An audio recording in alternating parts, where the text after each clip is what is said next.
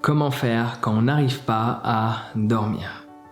Il n'y a rien de plus agaçant de tourner dans son lit et de ne pas savoir quand est-ce qu'on va enfin réussir à s'endormir. Ouais.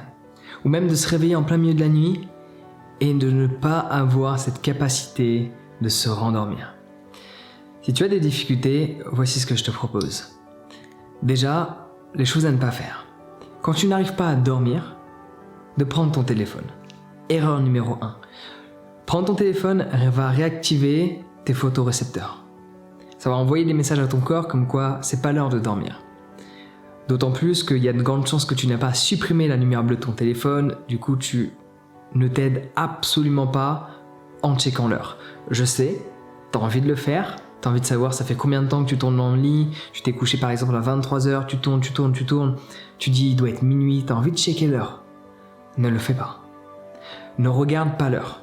Donc 1, ne regarde pas ton téléphone tout court, pour X raisons, pour patienter, etc. parce que tu t'ennuies dans le lit. Secondement, ne regarde pas l'heure non plus parce que tu vas commencer à générer de la pensée. Généralement, ce qui se passe quand tu as envie de t'endormir et que tu n'arrives pas à t'endormir et que l'heure passe et que le lendemain matin, tu dois aller travailler et te lever par exemple à 6h du matin et qu'il est minuit, qu'est-ce qui va se passer? Tu vas commencer à générer du stress et à générer de la cortisol. Cortisol que tu dois générer le matin et non pas le soir pour aller te coucher. Parce que tu vas dire putain il me reste que 6 heures à dormir, tu vas réfléchir, ça va pas t'aider à t'endormir, tu vas générer du stress parce que tu n'arrives pas à t'endormir, ton corps va générer de la cortisol et t'es pas prêt de t'endormir. Et le peu que tu vas dormir, tu vas mal dormir. Donc règle numéro 1, ne check pas ton téléphone pour quelle que soit la raison. Règle numéro 2, ne regarde pas l'heure. Règle numéro 3, chose à ne pas faire. Allumer la lumière. Peut-être envie d'aller aux toilettes, débrouille-toi pour y aller dans le noir, à la lumière de la lune, à la lumière de la pénombre. Ou installe des petites lumières avec un Kelvin extrêmement bas. Mais si tu mets tes lumières classiques de chez toi qui ont du 5002 ou du 3008 Kelvin, ça va envoyer des messages à tes photorécepteurs, à tes yeux, à ton cerveau, comme quoi c'est la journée. Et cela ne va pas t'aider à te rendormir. Donc voici les 3 choses qu'il ne faut pas faire. Checker ton téléphone, checker l'heure et allumer la lumière. Ce que je te propose de faire, si tu as du mal à t'endormir, déjà 1, accepte-le. Ok. Mais maintenant, il faut agir. Donc si tu as du mal à dormir et qu'il fait chaud chez toi, ouvre la fenêtre en grand, même s'il y a froid dehors, le corps, le soir, a besoin de baisser sa température. Enfin, naturellement, il le fait. Il le fait par lui-même. Mais les gens aiment bien dormir dans une chambre à 23 degrés. Et donc du coup, cela n'aide pas. Ton corps, naturellement, perd 1 degré le soir. Laisse-le perdre ce degré. Donc pour l'aider, il faut que ta chambre soit fraîche. Donc si c'est l'été, le soir, ouvre la fenêtre. S'il y a du bruit qui t'empêche de t'endormir, mets des boules caisses. Les premières fois, tu vas pas aimer, mais en s'habituant, cela fonctionne. Mais si le problème ne vient pas de la chaleur, chose qui est très fréquemment le cas parce que les gens ont des couettes extrêmement lourdes. Le fait d'avoir une couette lourde, c'est un poids pour le corps. Au-delà de ça, il y a une chaleur qui est générée.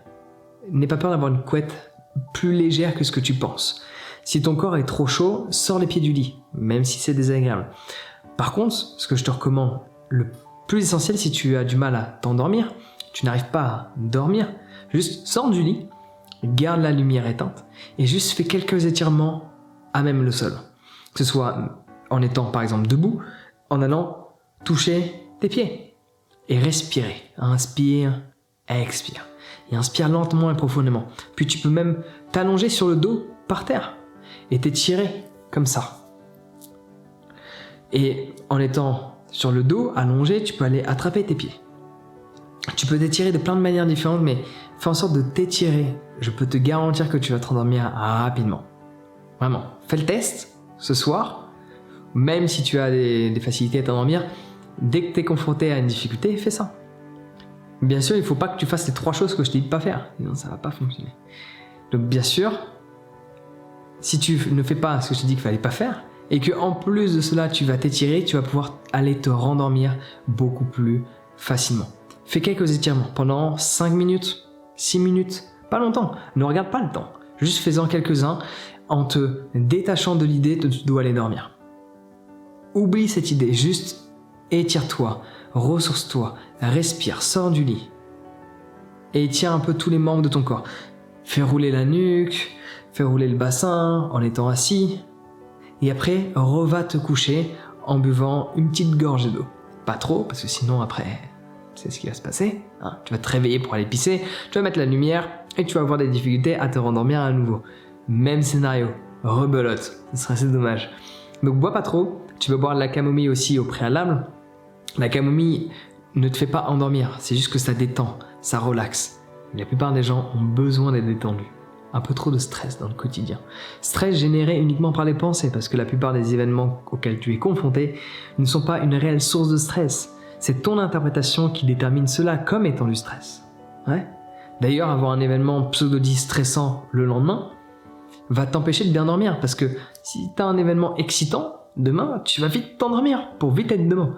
Mais si tu n'aimes pas ce que tu fais le lendemain, forcément, tu vas avoir plus de difficultés, parce que dormir, pour ton subconscient, signifie réveil, signifie recommencer une journée non agréable. Donc fais quelque chose qui te plaît tous les jours, ça aide. Mets en place tout ce que je t'ai dit, et si tu veux vraiment accélérer le processus et faire de ton sommeil ton meilleur ami, faire de ton sommeil la chose la plus extraordinaire, faire de ton lit ton sanctuaire, afin de te réveiller chaque matin avec plein d'énergie, j'ai développé une formation. Il m'a fallu 2 ans pour examiner mon sommeil jour après jour, lu des dizaines d'études, lu des dizaines de bouquins et examiné et mis en place plein de choses dans mon quotidien pour faire mes propres tests que j'ai pu examiner avec cette bague-là. Et j'ai réussi à dormir. En fait, c'est pas compliqué. Dès que je vais dormir un peu moins bien, je vais avoir l'impression que j'ai mal dormi, mais par rapport à mon sommeil d'il y a 2 ans, il est excellent. C'est un petit peu comme si tu t'habitues de base, t'as un Opel Corsa, et d'un seul coup, tu conduis un Lamborghini, et du jour au lendemain, tu conduis une magnifique BMW ou Mercedes, et là, tu te dis, putain, c'est de la merde. C'est un peu le même effet qui se passe quand tu as masterisé ton sommeil. Donc, si tu veux que ton sommeil devienne la Ferrari de ton énergie, on peut dire ça comme ça, inscris-toi à ma formation sur le sommeil où je te partage toutes les astuces, tous les conseils et toutes mes expériences personnelles et celles de plein de gens où on a fait des études sur eux de par plein d'éléments qu'ils ont mis en place dans leur quotidien. Donc je t'en dis pas plus, regarde sur mon site internet, cette formation va être d'une grande utilité pour que tu puisses enfin bel et bien dormir.